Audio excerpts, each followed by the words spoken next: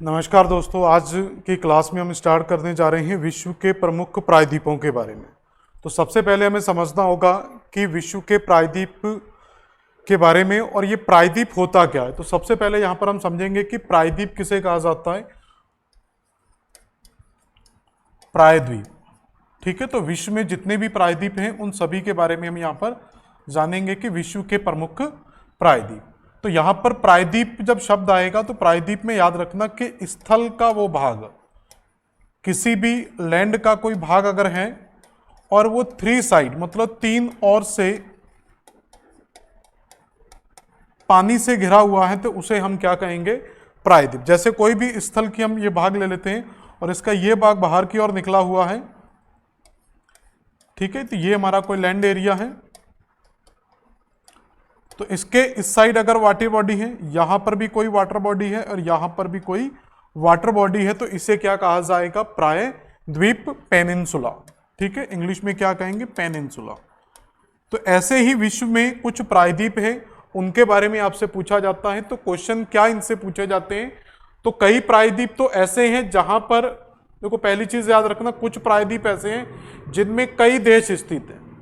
तो उस देश में जो प्रायद्वीप का नाम आपसे पूछा जाता है कि वहां पर प्रायद्वीप का नाम क्या है, और उसमें एक देश या दो या तीन या चार या पांच कितने भी देश हो सकते हैं। तो आपको प्रायद्वीप क्लियर होना चाहिए और उसके अंदर कौन कौन से देश स्थित है ये क्लियर होना चाहिए। और फिर क्या होता है कि दूसरा तरीका होता है कि कोई अगर देश है और उस देश का कोई प्रायद्वीप हो सकता है, उस देश का कोई छोटा सा प्रायद्वीप हो सकता है, उसके बारे में भी आपसे पूछा जा सकता है। जैसे यहां पर आप देखोगे तो ये क्या है, यूएसए। तो इस यूएसए का एक ये प्रायद्वीप है।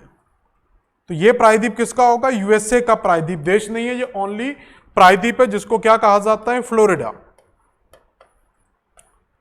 तो फ्लोरिडा से बारे में पूछा जाएगा कि फ्लोरिडा क्या है, आपको क्लियर होना चाहिए कि ये एक प्रायद्वीप है और किस देश का प्रायद्वीप है, यूएसए का प्रायद्वीप है। यह क्वेश्चन किस तरीके से पूछा जाएगा, जैसे आपसे आएगा कि आइबेरियन प्रायद्वीप। तो क्वेश्चन आएगा कि आइबेरियन प्रायद्वीप कहां पर स्थित है, तो इसका पहला आंसर हम दे देंगे कि ये यूरोप में स्थित है। फिर आएगा कि इस पर कौन कौन से देश स्थित हैं, तो इसमें दो देश आते हैं, एक है आपका स्पेन और दूसरा है पुर्तगाल, ठीक है। तो स्पेन और पुर्तगाल, यहां पर दो देश स्थित है। तो इस तरीके से दो तरीके हो गए क्वेश्चन पूछने के। पहला किसी देश के प्रायद्वीप के बारे में पूछा जा सकता है और दूसरा किसी बड़े प्रायद्वीप के बारे में पूछ सकता है जिसमें दो या दो से तीन या चार देश स्थित हो सकते हैं। क्लियर। तो इसी के साथ हम प्रायद्वीपों को पढ़ते हैं।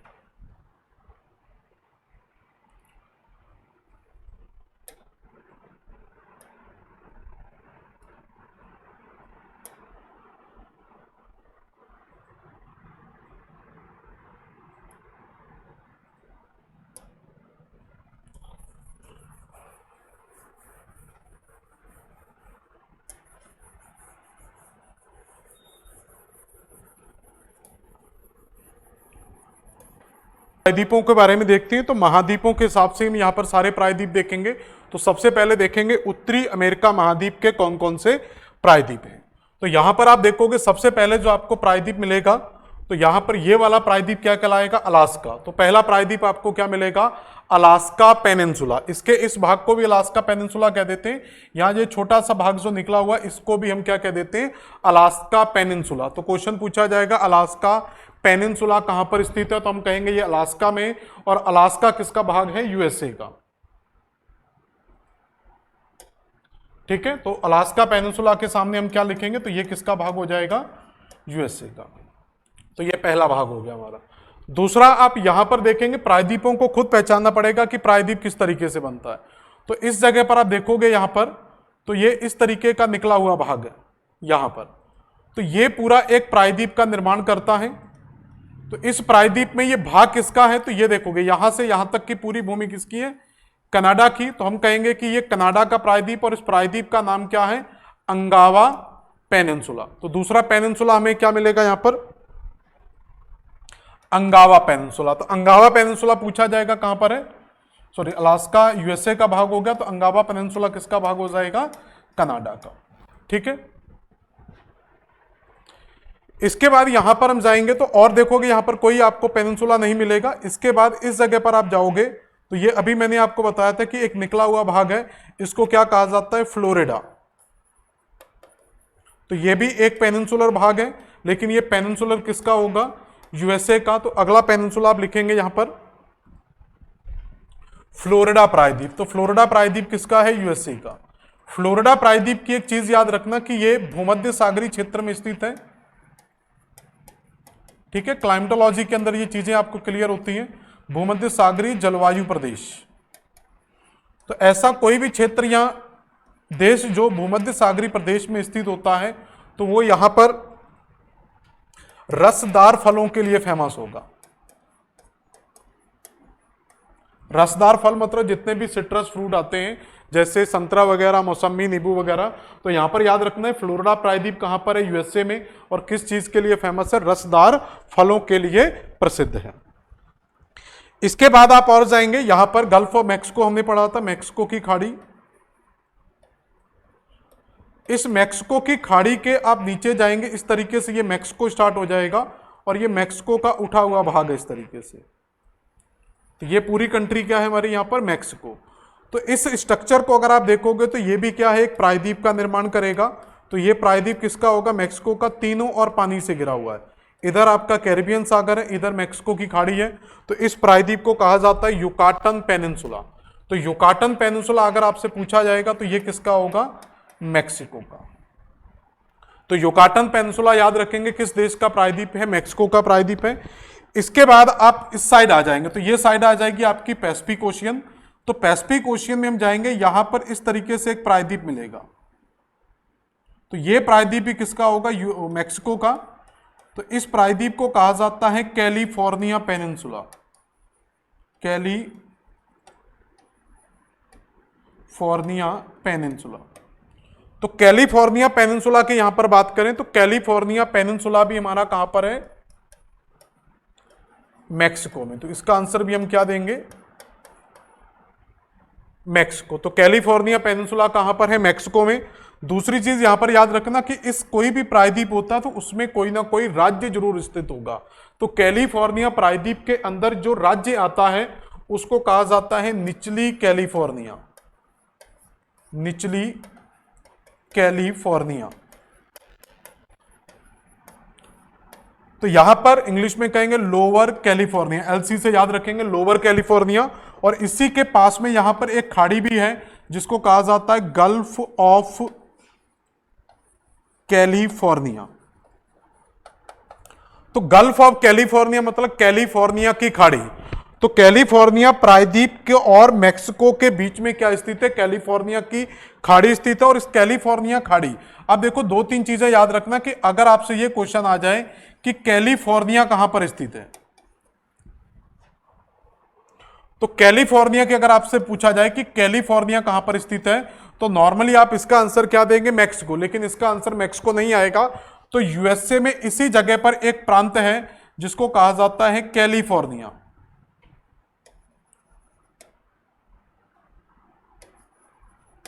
क्लियर हो गया। तो यहां पर तो कैलिफोर्निया अगर आपसे पूछा जाता है कि कैलिफोर्निया कहां पर है तो उसका आंसर देंगे हम यूएसए में। लेकिन अगर आपसे आ जाए कि कैलिफोर्निया प्रायद्वीप कहां पर है तो आंसर देंगे मैक्सिको। कैलिफोर्निया की खाड़ी कहां पर है तो आंसर देंगे मैक्सिको। निचली कैलिफोर्निया कहां पर है, आंसर देंगे मैक्सिको। ओनली कैलिफोर्निया पूछा जाए तो आंसर आएगा आपका यूएसए।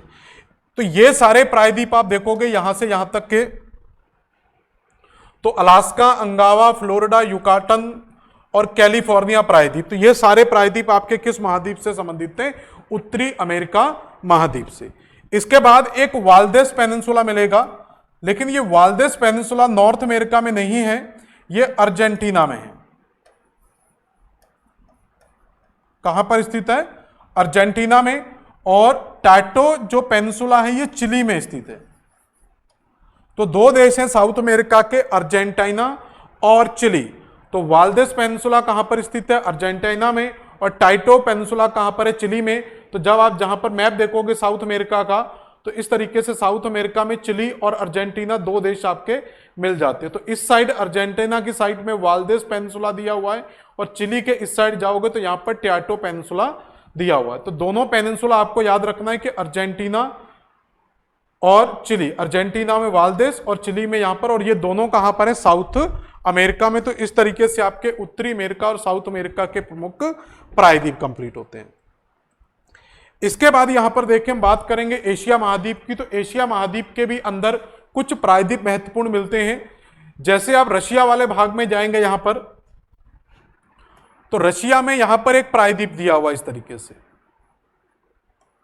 ठीक है। और इसके इस साइड एक सागर है जिसको मैंने बताया था आपको, अखोटस्क सागर। तो थोड़ा सा सागरों को भी याद रखना कि कौन कौन से सागर हैं। सागर और खाड़ियों का मैं अलग से वीडियो बनाऊंगा, लेकिन मैंने जब आपको द्वीप पढ़ाया था, जब आपको जलसंधियां पढ़ाई थी, उस समय भी हमने सागरों की चर्चा की थी, इसलिए यहां पर कुछ सागर आपको क्लियर होना चाहिए। अखोटस्क सागर, और इस पेनिनसुला को कहा जाता है कमचटका पेनिनसुला, कमचटका प्रायद्वीप। तो कमचटका प्रायद्वीप आपसे पूछा जाएगा कहां पर स्थित है, रूस में स्थित है। दूसरा, इसके बाद आप जाएंगे यहां पर पूरे द्वीप मिलेंगे, जैसे हमने सकलिन द्वीप पढ़ा था, होक्काइडो, हॉन्शू, शिकोकू, क्यूशू, और यहां पर कौन सा सागर है, जापान सागर, ठीक है। और ये पैसिफिक ओशियन। यहां पर एक प्रायद्वीप हमने बताया था आपको लास्ट टाइम भी जब हमने जलसंधियां पढ़ी थी, तो इसको कहा जाता है कोरिया पेनिनसुला, कोरिया प्रायद्वीप। तो इस कोरिया प्रायद्वीप की अगर बात की जाए तो कोरिया प्रायद्वीप के अंदर दो देश यहां पर मिलते हैं। ऊपर वाले भाग में स्थित है नॉर्थ कोरिया और साउथ वाले भाग में स्थित है नॉर्थ कोरिया और साउथ में स्थित है साउथ कोरिया। तो यहां पर दो द्वीप मिलते हैं कोरिया पेनिनसुला में, नॉर्थ कोरिया और साउथ कोरिया। तो पहले इनको लिख लेते हैं। तो सबसे पेनिनसुला होगा हमारा कौन सा, कमचटका प्रायद्वीप। तो कमचटका प्रायद्वीप आपसे पूछा जाएगा तो कहां पर है, हम आंसर देंगे कि ये रूस में स्थित है, रशिया में स्थित है। दूसरा आ जाएगा कोरिया पेनिनसुला। तो कोरिया पेनिनसुला याद रखना, कोरिया में, ये पहली चीज तो एशिया के महाद्वीप सारे हम पढ़ रहे हैं, तो आपको याद होना चाहिए कि एशिया के अंतर्गत आएगा। तो कोरिया प्रायद्वीप में यहां पर दो देश आते हैं। उत्तरी भाग में कौन है, नॉर्थ कोरिया, और दक्षिणी भाग में कौन है, साउथ कोरिया, ठीक है। तो यहां पर दो प्रायद्वीप आते हैं, उत्तरी कोरिया और दक्षिणी कोरिया। नॉर्थ कोरिया की राजधानी याद करेंगे, यहां पर प्योंगयांग करके इसकी राजधानी मिल जाएगी। और साउथ कोरिया की राजधानी जानते हैं, तो इसकी राजधानी क्या मिलेगी, प्योंगयांग। कुछ राजधानियां भी साथ के साथ पढ़ लेना, प्योंगयांग। और साउथ कोरिया की राजधानी क्या मिलती है, सियोल। तो खुद से भी प्रयास करना थोड़ा सा, कुछ राजधानी अगर छूट जाए, हालांकि देश और राजधानियों का पूरा टॉपिक हम पढ़ेंगे, फिर भी साथ के साथ कुछ राजधानियां याद हो जाएं। तो कोरिया पेनिनसुला में नॉर्थ कोरिया की राजधानी प्योंगयांग और साउथ कोरिया की राजधानी सियोल स्थित है। तो दो हो गए। इसके बाद यहां पर हम आगे बढ़ेंगे। एक पेनिनसुला मिलता है जिसको कहा जाता है मलाया पेनिनसुला। तो मलाया पेनिनसुला की यहां पर अगर हम बात करें तो दक्षिण पूर्व एशिया, यहां पर आपका ये हो गया एशिया, और एशिया का ये वाला जो भाग इसको क्या कहेंगे, दक्षिण पूर्व एशिया। तो इस तरीके से एक नीचे की और निकली हुई आकृति आपको मिलती है इस तरीके से। तो इस पूरे पेनिनसुला को क्या कहा जाता है, मलाया पेनिनसुला या मलाया प्रायद्वीप। कई जगह मलय प्रायद्वीप भी मिलेगा, याद रखना। तो यहां मलय मिल जाए या मलाया मिल जाए, चीजें एक ही हैं, कंफ्यूजन नहीं होना, मलय पेनिनसुला या मलाया पेनिनसुला। अब क्वेश्चन आता है कि मलाया पेनिनसुला के अंदर कौन कौन से देश आते हैं। तो मलाया पेनिनसुला के अंदर आप देखोगे सबसे पहले म्यांमार। हालांकि म्यांमार काफी ऊपर है, लेकिन म्यांमार का कुछ हिस्सा यहां पर नीचे तक निकला हुआ है।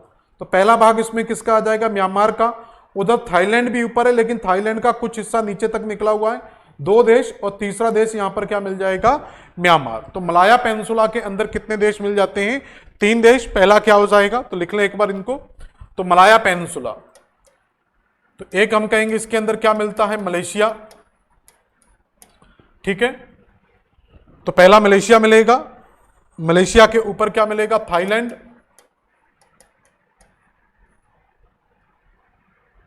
और थाईलैंड के ऊपर क्या है, म्यांमार। इनकी राजधानी भी एक बार साथ के साथ पढ़ लेना, ठीक है।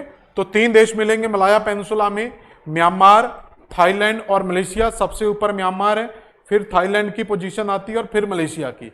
यहां पर एक चीज और याद रखना कि जो थाईलैंड की भूमि यहां पर आती है नीचे, और थाईलैंड के बाद किसकी भूमि आती है, मलेशिया की।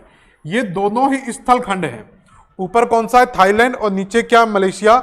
जिस भूमि से ये जुड़ते हैं, जैसे ये मान के चलें कि ये थाईलैंड है, थाईलैंड की सीमा आती है, थाईलैंड के नीचे क्या जुड़ जाता है, मलेशिया। जिस भाग से ये जुड़ते हैं वहां पर एक स्थल संधि मिलती है। तो यहां पर क्या मिलता है, एक स्थल संधि आपको मिल जाएगा। तो इस स्थल संधि की अगर बात की जाए, जैसे मैंने आपको सिनाई पढ़ाया था, तो सिनाई भी क्या है, एक स्थल संधि का उदाहरण है। इस स्थल संधि को कहा जाता है क्रा। तो कई बार आपसे पूछा जाता है कि क्रा इस्थमस कहां पर स्थित है, या क्रा जल संधि कहां पर स्थित है।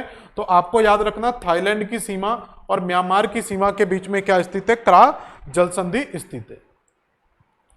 ठीक है। इसके बाद एक पेनिनसुला मिलता है जिसको कहा जाता है इंडो चाइना पेनिनसुला। तो इंडो चाइना की बात करें दोस्तों, तो ये पूरा जो स्ट्रक्चर है यहां से, तो ये जो निकला हुआ तो इसको क्या कहा जाएगा, मलाया पेनिनसुला।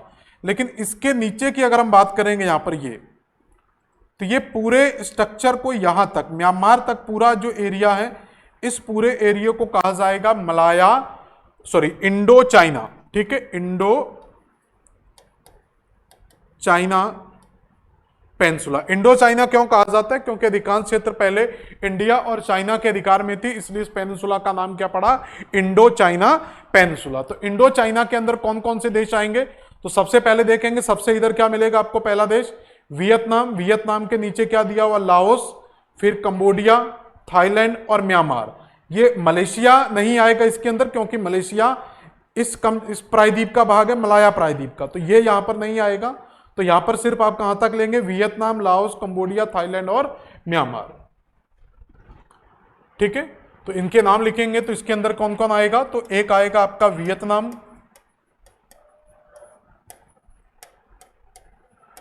लाओस,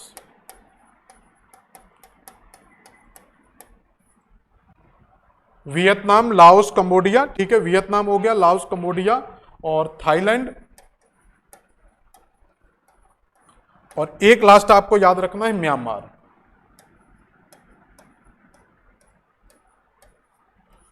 तो ये 5 देश आपके आएंगे, तो वियतनाम, लाओस, कंबोडिया, थाईलैंड और म्यांमार। तो ये पांचों के पांचों देश आपके किसके अंतर्गत आएंगे, इंडो चाइना पेनिनसुला के भाग होंगे। और मलेशिया, थाईलैंड और म्यांमार किसका भाग होगा, मलाया पेनिनसुला का। नॉर्थ कोरिया, साउथ कोरिया किसका है, कोरिया पेनिनसुला का। और कमचटका पेनिनसुला किसका है, केवल रशिया का। तो ये याद रखना है।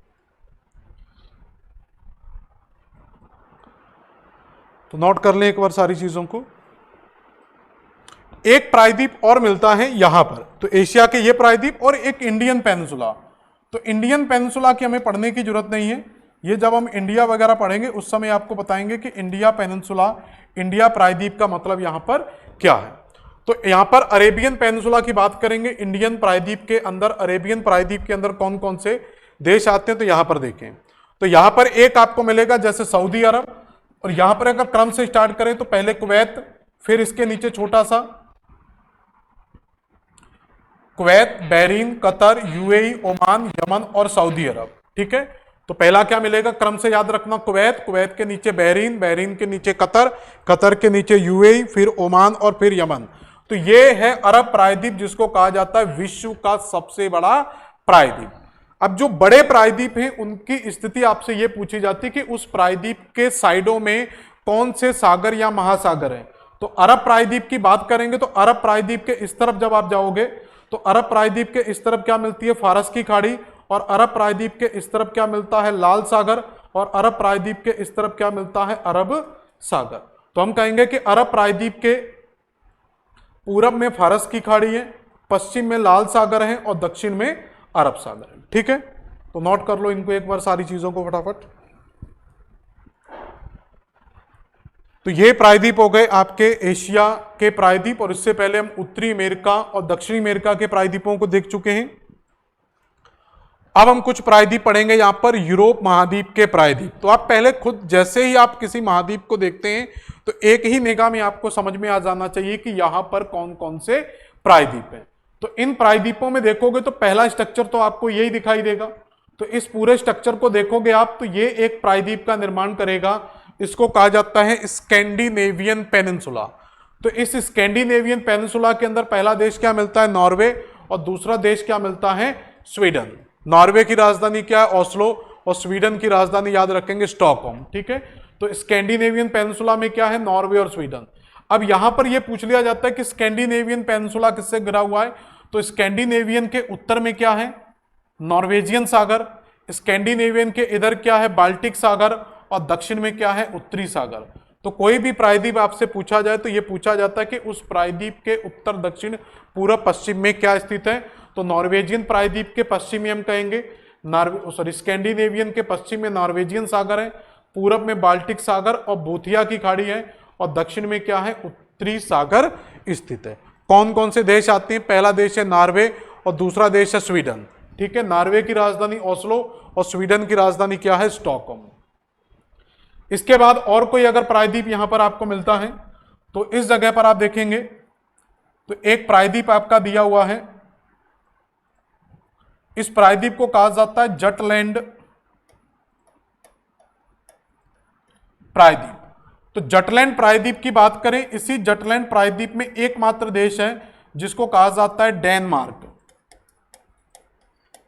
तो जटलैंड प्रायद्वीप के अंदर कौन सा देश है? डेनमार्क। और डेनमार्क की राजधानी का नाम क्या है? कोपेनहेगन। ठीक है, कुछ राजधानियां मैं बताता चल रहा हूं, कुछ राजधानी आप भी कोशिश करना।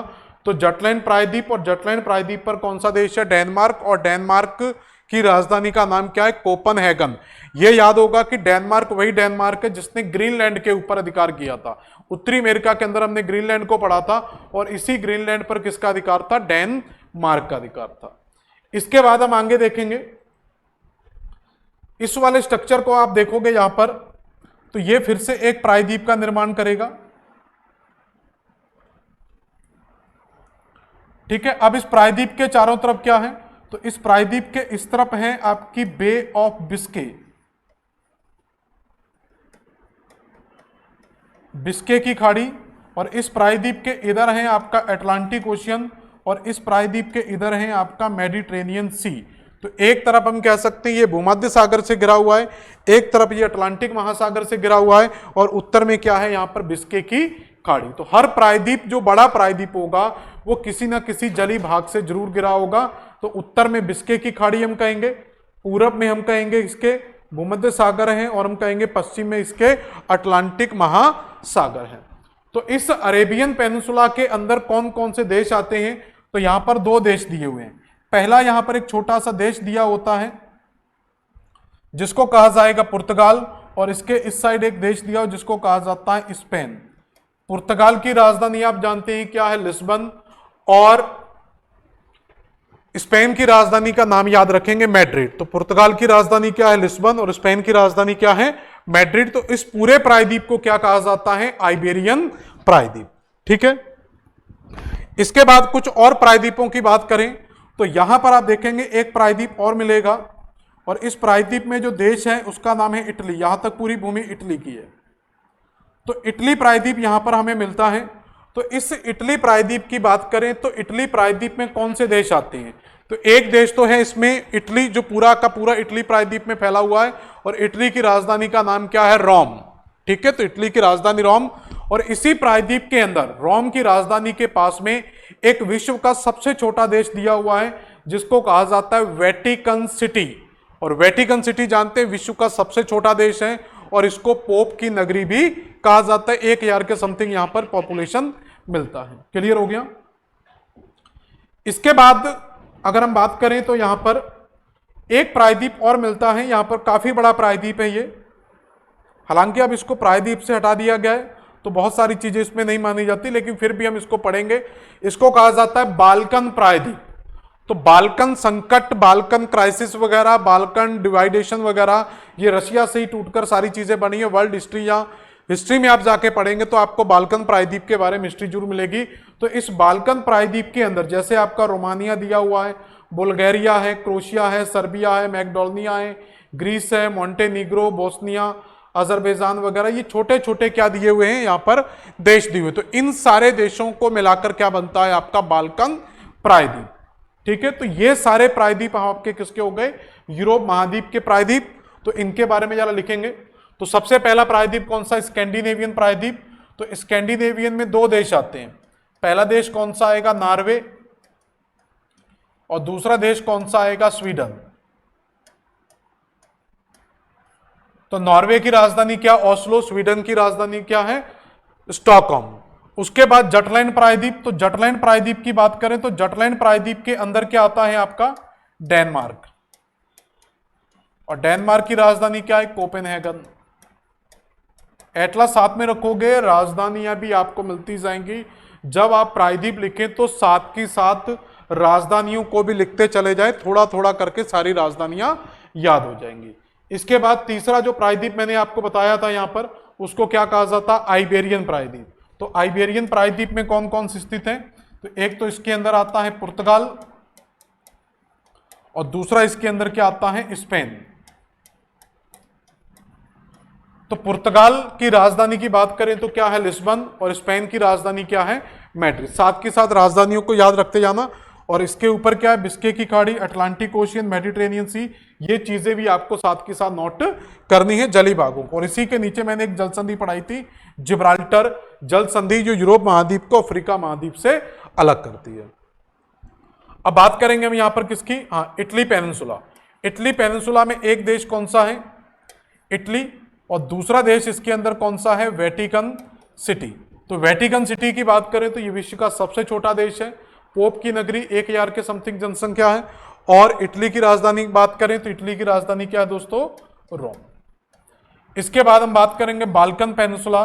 तो बाल्कन पेनिनसुला के अंदर कौन कौन से देश हैं? तो इनको एक बार एटलस से आप सारे देशों को लिख लेंगे। यहां पर मैं एक बार आपको दिखा दे रहा हूं। तो ये इस तरीके से आपका पूरा पेनिनसुला बनता है, बाल्कन। सेम चीज आपको एटलस में मिलेगी, ज्यादा इंपोर्टेंट नहीं है, लेकिन एक बार अगर आप सारे देशों को देख लेंगे तो याद करने में और कंफ्यूजन में प्रॉब्लम नहीं आएगी। कई बार चलते फिरते अगर कोई देश मिल जाए तो देख लेना। इसमें अगर हम बात करें, देखो यहां से स्टार्ट करें, हंगरी, हंगरी के बाद रोमानिया, फिर बुल्गारिया और फिर ग्रीस। तो ये क्रम से याद रखें, हंगरी, रोमानिया, रोमानिया के बाद बुल्गारिया, बुल्गारिया के बाद ग्रीस। फिर सॉरी, ये वाला भाग नहीं याद रखना है, एक मिनट, ये टर्की का भाग है, इधर आ जाएंगे, ये है ग्रीस। ग्रीस के ऊपर जाएंगे मैकडोनिया, फिर सर्बिया, फिर मोंटेवीडियो, इधर अल्बानिया, फिर बोस्निया, क्रोशिया, स्लोवानिया। तो ये सारे के सारे देश आपके क्या कहलाते हैं? बाल्कन कंट्री के नाम से जाने जाते हैं। बाल्कन प्रायद्वीप, हर प्रायद्वीप के बारे में मैंने आपको बताया था। जैसे हम इटली प्रायद्वीप की बात करें तो इटली प्रायद्वीप से भी कई बार क्वेश्चन पूछा जाता है। तो इटली प्रायद्वीप के इधर क्या है? एड्रियाटिक सागर। इटली प्रायद्वीप के दक्षिण में क्या? टायरेनियन सागर। और इटली प्रायद्वीप के दक्षिण में क्या? आयोनियन सागर।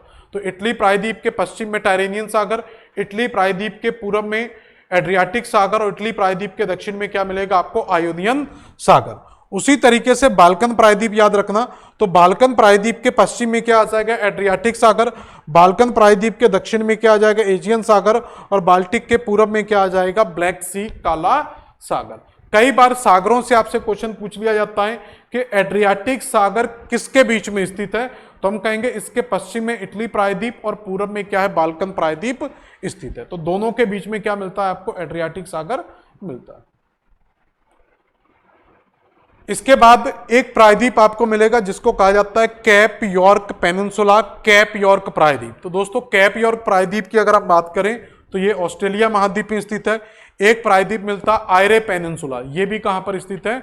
ऑस्ट्रेलिया में। ठीक है, इस तरीके से आपको मिल जाएगा। तो यहां पर आपको मिलेगा कैप यॉर्क प्रायद्वीप बिल्कुल उत्तर में, और इसी के ऊपर यहां पर मैंने आपको एक जलसंधि पढ़ाई थी। तो इस जलसंधि को क्या कहा जाता है? टोरस जल संधि। और यहां पर ये जो पेनिनसुला है इंडिया की तरह नक्शा दिखाई दे रहा है, तो इसको कहा जाता है आयरे पेनिनसुला। और इसके नीचे मैंने आपको जल संधि पढ़ाई थी जिसको कहते हैं बास जल संधि। तो ऑस्ट्रेलिया के उत्तर में टोरस जल संधि और ऑस्ट्रेलिया के दक्षिण में क्या मिलती है? बास जल संधि। तो इस तरीके से दोस्तों ये हमारे प्रायद्वीप यहां पर कंप्लीट होते हैं। तो प्रायद्वीपों के अंदर याद रखना, अभी तक हमने जो चीजें पढ़ी हुई हैं, मैंने आपको जलसंधियों के बारे में पढ़ा दिया था। ठीक है, हमने यहां पर क्या पढ़ा था? यहां पर बता रहा हूं, जलसंधियां, द्वीप पढ़ा दिया, एक मिनट, प्रायद्वीप हो गया, सागर और खाड़ियां अभी आपका बचा हुआ है, अगली क्लास में हम इसी को पढ़ेंगे।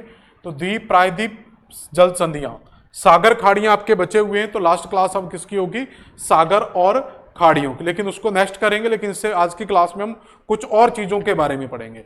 लास्ट क्लास जिस दिन होगी उस दिन ये मैं पांचों के पांचों टॉपिकों को आपको एक साथ रिवीजन करा दूंगा।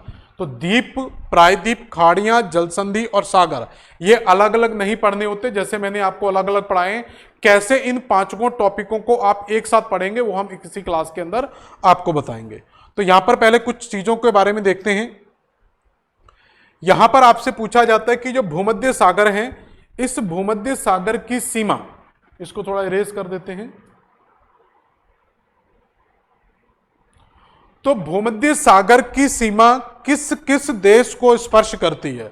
तो भूमध्य सागर की सीमा की अगर बात करें तो पहले तो क्लियर हो जाना कि भूमध्य सागर कहां पर स्थित है। तो भूमध्य सागर की पोजीशन क्या है, तो यहां पर यूरोप दिया हुआ है। यूरोप के नीचे क्या दिया हुआ है, अफ्रीका महाद्वीप, और एक साइड क्या दिया हुआ, एशिया महाद्वीप।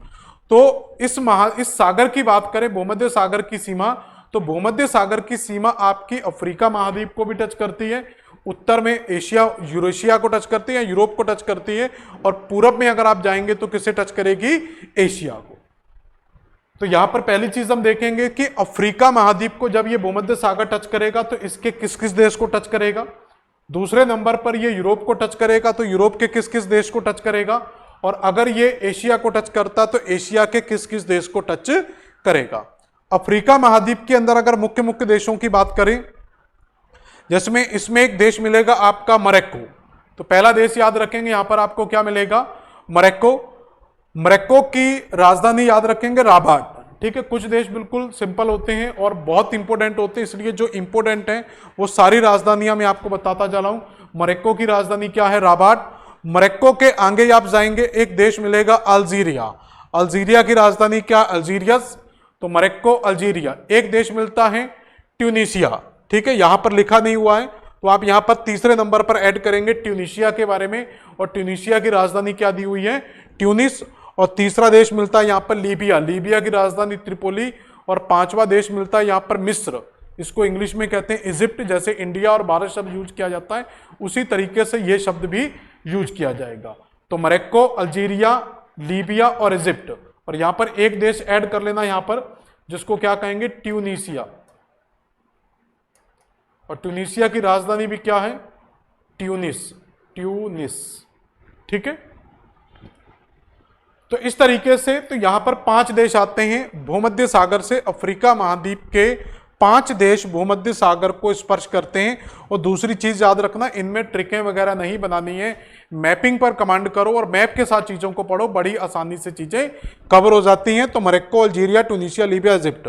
यूरोप के अंदर आप जाएंगे तो यूरोप की सीमा आप देखोगे तो सबसे पहले एक साइड आपको क्या मिलेगा, सबसे इधर जाएंगे तो स्पेन मिलेगा। स्पेन के बाद, स्पेन की राजधानी मैड्रिड जानते हैं। स्पेन के बाद क्या मिलता है, फ्रांस। फ्रांस की राजधानी सबको पता है, पेरिस। फ्रांस के बाद आपको क्या मिलता है, नीचे इटली, और इटली की राजधानी का नाम पता है, रोम। तो फ्रांस, स्पेन, फ्रांस, इटली, ये 3 मुख्य देश याद रखने। और उसके बाद ये कुछ छोटे छोटे देश हैं, जैसे एक आपको मिलेगा स्लोवेनिया। स्लोवेनिया के नीचे मिलेगा क्रोशिया। क्रोशिया के नीचे मिलेगा बोस्निया, और बोस्निया के नीचे मिलेगा मॉन्टेनिग्रो, और मॉन्टेनिग्रो के नीचे मिलेगा अल्बेनिया, और अल्बेनिया के नीचे मिलेगा आपको ग्रीस। तो इस तरीके से ये 9 देश मिलते हैं जो डायरेक्टली स्पर्श को करते हैं यूरोप महाद्वीप को। स्पेन, फ्रांस, इटली, तो ये 3 तो बड़े देश हैं जो स्पष्ट रूप से टच करेंगे। और इसके बाद याद रखना Slovenia, crochet, Bosnia, Montenegro, Albania और ग्रीस, तो ये सब किसको टच करते हैं, भूमध्य सागर को। लेकिन भूमध्य सागर के साथ साथ याद रखना ये सारे के सारे देश, इसके इटली के बगल में एक देश दिया होता है एड्रियाटिक सागर। तो ये आप याद रखेंगे कि अलग से नहीं पढ़ना है कि ये सारे के सारे देश एड्रियाटिक सागर को भी स्पर्श करते हैं। ठीक है, भूमध्य सागर को भी टच करते हैं, एड्रियाटिक सागर। एशिया के अंदर 2 ही देश आते हैं, एक है आपका टर्की और दूसरा मिलता है आपको सीरिया। ठीक है, नोट कर लें सभी को। और एक लेबनान और एक इजराइल। तो जॉर्डन, यहां पर याद रखना कि टर्की के बाद छोटे छोटे देश मिलते हैं, जैसे जॉर्डन, इजराइल, लेबनान और सीरिया। यहां पर जब भी क्वेश्चन आता है तो ये टर्की तो स्पष्ट रूप से सबको दिखाई देता है, लेकिन ये 3 देश याद रखना, जॉर्डन, इजराइल, लेबनान, सीरिया। यहां पर जो जॉर्डन देश है, तो जब भी गारंटी दे रहे हैं कि एशिया से क्वेश्चन आएगा, जब भी क्वेश्चन पूछा गया है कि एशिया में किस देश की सीमा भूमध्य सागर से नहीं लगती, तो आंसर जॉर्डन आता है। तो जॉर्डन को आप यहां पर हमेशा के लिए हटा देंगे, ठीक है। और इसके बाद एक और मिलता है यहां पर साइप्रस। साइप्रस भूमध्य सागर के अंदर स्थित एक छोटा सा द्वीप है जिसकी राजधानी है निकोसिया, याद रखेंगे, ठीक है। तो टर्की, सीरिया, लेबनान, लेबनान की राजधानी क्या, बैरूत, इजराइल और साइप्रस। जॉर्डन यहां पर नहीं आएगा, छोटा सा देश है यहां पर जॉर्डन, जिसको लगता है देखने में कि ये टच करता होगा, लेकिन जॉर्डन की सीमा टच नहीं करती। तो जल्दी लिख लें ये सारे देशों को।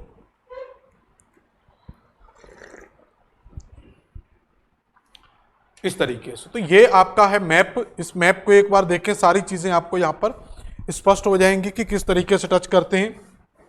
तो देखो, मैंने कहा था कि अफ्रीका महाद्वीप के कौन कौन से देश टच करते हैं। तो यहां पर आप जाएंगे, मोरक्को मिलेगा। मोरक्को और स्पेन के बीच में ही जिब्राल्टर जल संधि है। मोरक्को, अल्जीरिया, छोटा देश ट्यूनीशिया, फिर लीबिया और फिर क्या मिलेगा, इजिप्ट। एशिया में जाएंगे तो यहां पर इजराइल, छोटा देश लेबनान, फिर सीरिया, फिर टर्की और साइप्रस। वैसे यहां पर एक छोटा सा फिलिस्तीन भी है, लेकिन वो आता नहीं है। और इसके बगल में यहां पर जॉर्डन दिया हुआ है। जॉर्डन इजराइल और सीरिया की सीमा के साथ फंसा हुआ है, लेकिन ये भूमध्य सागर को टच नहीं करेगा, ये बिल्कुल सेट कर लेना। और ऊपर क्या मिलेगा, टर्की। फिर आप यहां पर जाएंगे यूरोप में, तो यूरोप के बड़े देश मैंने आपको बताए, तो क्रम से याद रखेंगे। सबसे पहले मिलेगा स्पेन, स्पेन के बाद फ्रांस, फ्रांस के बाद इटली। तो ये 3 बड़े देश याद रखेंगे। और इधर आपको याद होगा कि ये कौन सा है, भूमध्य सागर। और भूमध्य सागर के यहां पर आपको एक सागर मैंने बताया था, एड्रियाटिक सी। एक मिनट,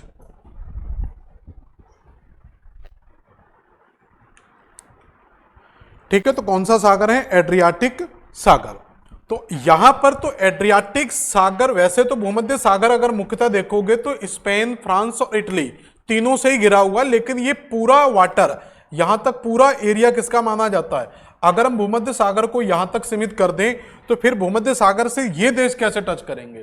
तो ये पूरे को ही भूमध्य सागर माना जाता है। भूमध्य सागर के अंदर भी कुछ सागर हैं, जैसे यहां पर आपको एक लुगुरियन सागर मिलता है, टायरेनियन सागर मिलता है, आयोनियन सागर मिलता है, एजियन सागर मिलता है, एड्रियाटिक। तो लुगुरियन सागर, टायरेनियन सागर, आयोनियन सागर, एजियन सागर और यहां पर क्या है, एड्रियाटिक सागर। तो ये सारे भूमध्य सागर के ही भाग माने जाएंगे। तो इसलिए ये पूरा एरिया भूमध्य सागर का मानेंगे। तो स्पेन, फ्रांस, इटली, फिर यहां पर देखो क्रम से आएगा स्लोवेनिया, क्रोशिया, बोस्निया, मॉन्टेनीग्रो, अल्बानिया और ग्रीस। तो ये क्रम से लगे हुए देश जो बाल्कन प्रायद्वीप के, तो ये सारे आपको किसको टच करेंगे, भूमध्य सागर। मैंने क्या कहा था कि अगर ये स्लोवानिया, क्रोशिया, बोस्निया, मॉन्टेनीग्रो, अल्बानिया और ग्रीस को यहां पर देखें तो ये सारे, ग्रीस यहां पर नीचे रह जाएगा थोड़ा, तो ग्रीस को छोड़कर बाकी के देश किसको टच करेंगे, एड्रियाटिक महासागर को भी टच करेंगे।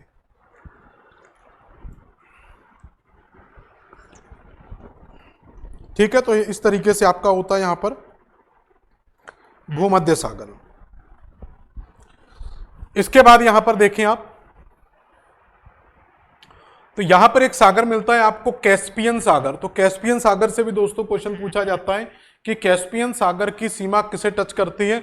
तो पहली चीज याद रखना कि कैस्पियन सागर पूरी तरीके से एशिया में स्थित है।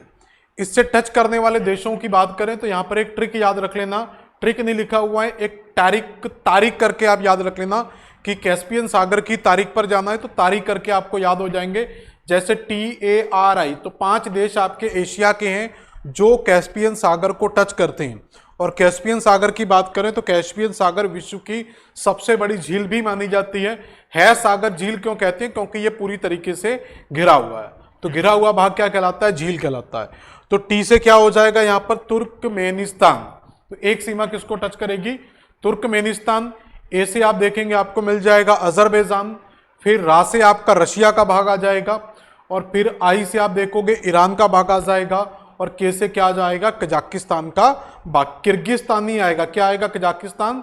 तो तुर्कमेनिस्तान, अजरबैजान, रशिया, ईरान और कजाकिस्तान। तो तारीख से याद रख लेना कैस्पियन सागर की तारीख। तो ये सारे देश किसको टच करते हैं, कैस्पियन सागर को टच करते हैं। इस तरीके से तो एशिया में ये एक पूरा भू अवस्थित क्षेत्र है, चारों तरफ से स्थल खंडों से घिरा हुआ एरिया है।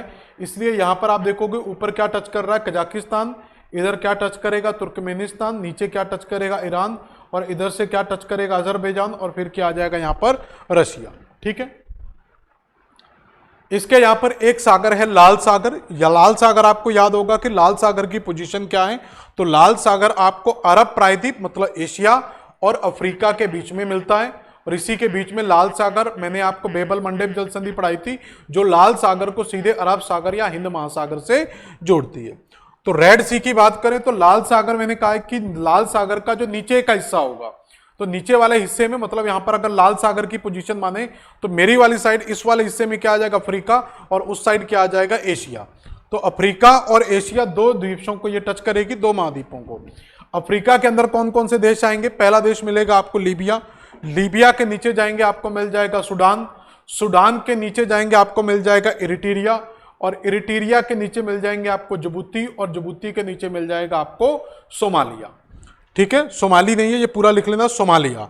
तो लीबिया, सूडान, इरिट्रिया, जिबूती और सोमालिया, तो इन सभी की सीमा किसे टच करती है, लाल सागर को स्पर्श करती। यहां पर एक चीज और याद रखना कि इथोपिया की सीमा को आप अच्छे से देखना है, तो इथोपिया की सीमा लाल सागर को स्पर्श नहीं करती।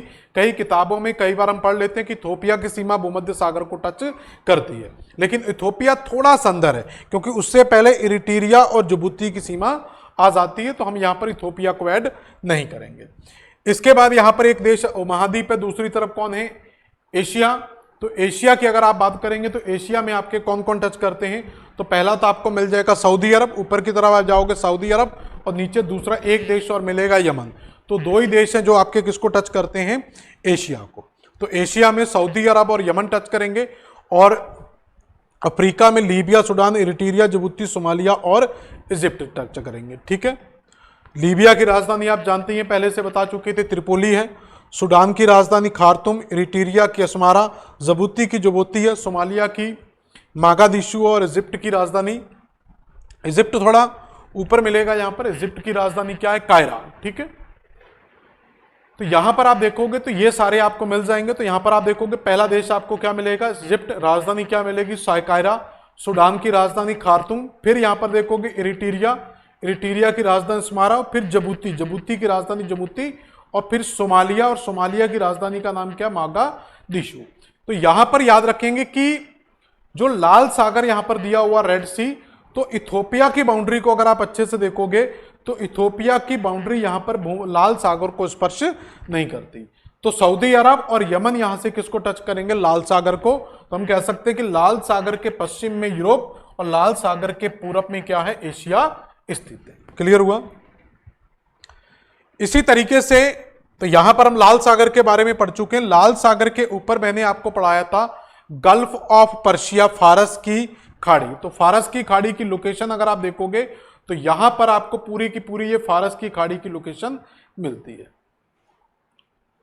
ठीक है, तो फारस की खाड़ी में यहां पर मैंने आपको एक जल संधि पढ़ाई थी, यहां पर आपकी मिल जाएगी ओमान की खाड़ी, अरब सागर, ओमान की खाड़ी अरब सागर से, और यहां पर एक जल संधि मिलेगी जिसको कहते हैं हॉर्मुज जल संधि। तो हॉर्मुज जल संधि से होते हुए आप कहां पहुंच जाते हैं, फारस की खाड़ी। तो हॉर्मुज जल्दी किसको जोड़ती है, अरब सागर, ओमान की खाड़ी को फारस की खाड़ी से। क्लियर हो गया।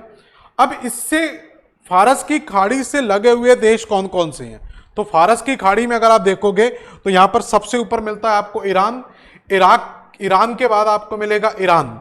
ठीक है, तो ईरान, इराक, इराक के नीचे कुवैत, कुवैत के नीचे बहरीन, बहरीन के नीचे कतर, और कतर के बाद छोटा सा मिलता है यूएई, और यूएई के बाद यहां पर आपको मिलता है ओमान। यहां पर यमन दूर हो जाएगा, यमन की सीमा टच नहीं करेगी, यमन आपका लाल सागर की तरफ चला जाएगा। तो सिर्फ यहां पर याद रखना क्या क्या, Iran, Iraq, Kuwait, Bahrain, Qatar, UAE और ओमान। और सबसे बड़ा देश जो यहां पर दिया हुआ है जो लाल सागर को भी टच करता है और ऊपर से फारस की खाड़ी को भी टच करता है, इसको क्या कहते हैं, सऊदी अरेबिया। ठीक है, तो ये सारे देश होते हैं। यहां पर एक क्वेश्चन आपसे पूछा जाता है, देखो फारस की खाड़ी से लगे हुए देश, तो इसका आंसर अलग होता है, लेकिन अगर आपसे यह पूछा जाता है कि खाड़ी देशों के बारे में बताइए, तो खाड़ी देश जब आपसे पूछा जाएगा तो खाड़ी देशों के अंदर याद रखना हम ईरान को शामिल नहीं करते। क्लियर हो गया क्या कहा? तो खाड़ी देशों के अंदर हम ईरान को शामिल नहीं करते, नीचे की साइड के जो देश हैं उनको हम क्या कहते हैं? गल्फ कंट्री, खाड़ी देशों के नाम से जाना जाता है। तो ईरान को छोड़कर Iraq, Kuwait, Bahrain, Qatar, UAE, Oman और सऊदी अरब, तो ये सारे देश क्या कहलाएंगे? खाड़ी देशों के नाम से जाने जाते हैं। इसके बाद एक सागर आपसे और पूछा जाता है, काला सागर, ब्लैक सी। तो काला सागर के बारे में आपको क्लियर होना चाहिए कि काला सागर कहां पर है। यूरोप महाद्वीप के अंदर मैंने आपको काला सागर पढ़ाया था, और अगर ऊपर यूरोप महाद्वीप दिया हुआ है तो एक तरफ इसके क्या मिल जाएगा आपको? एशिया महाद्वीप। क्योंकि अगर यहां पर इसकी पोजीशन को समझोगे तो मैंने आपको कुछ सागर पढ़ाए थे, देखो एजियन सागर, एजियन सागर के बाद मरमरा सागर, और मरमरा सागर के बाद ब्लैक सी, और ब्लैक सी के ऊपर एजोव सी। अगर जल संधियों को देखोगे यहां पर, तो एजियन सागर और मरमरा सागर के बीच में कौन सी थी? डार्डिनल स्ट्रेट। फिर मरमरा सागर और बॉस्फोरस के बीच में कौन सी थी? Bosphorus straight. और ब्लैक सी और एजियन सी के बीच में कौन सी थी? कैरिच स्ट्रेट। तो डार्डिनल स्ट्रेट, बॉस्फोरस स्ट्रेट और कैरिच स्ट्रेट, तो ये सारी जल संधियां भी आपको यहां पर क्लियर होनी चाहिए। अब बात आती है यहां पर किसकी? ब्लैक सी की। तो स्वाभाविक है ब्लैक सी यहां पर है, तो ऊपर सीमा किसकी होगी? यूरोप की, और नीचे सीमा किसकी होगी? यहां पर एशिया की। तो हम कह सकते हैं कि यूरोप और एशिया के बीच में यह प्राकृतिक सीमा का निर्धारण करता है। तो इसमें कौन कौन से देश आते हैं?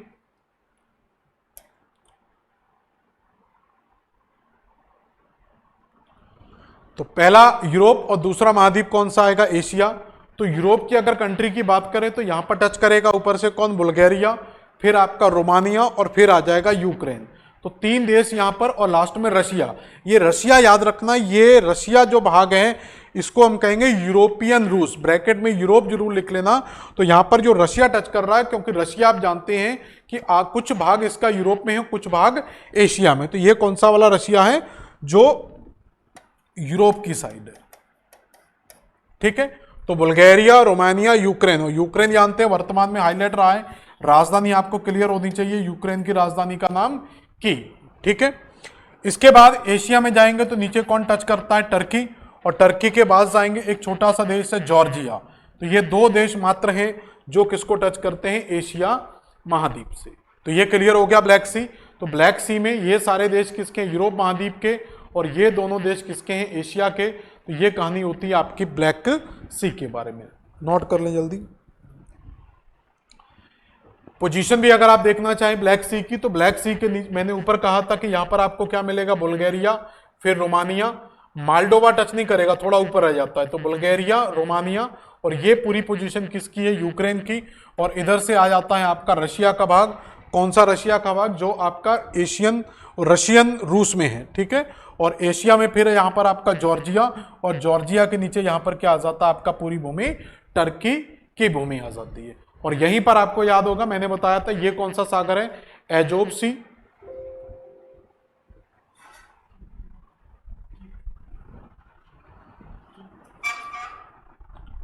ठीक है, धन्यवाद। बंद कर दो, कोई नहीं, हो गया वैसे क्लास।